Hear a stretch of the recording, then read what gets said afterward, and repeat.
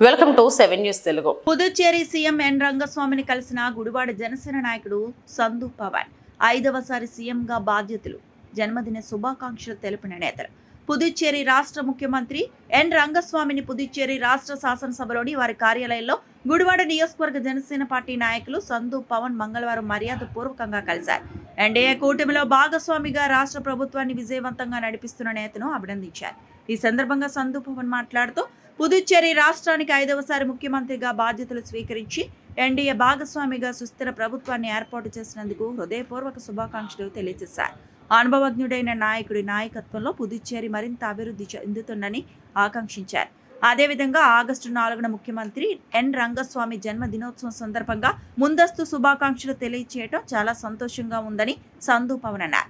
Janasena party తరపున CM ఆయురారోగ్యాలు, దీర్ఘాయువు కోసం కోరుకుంటున్నామని తెలిపారు. ఈ సమావేశంలో జనసేన పార్టీ కార్యకర్తలు, నాయకులు పాల్గొన్నారు.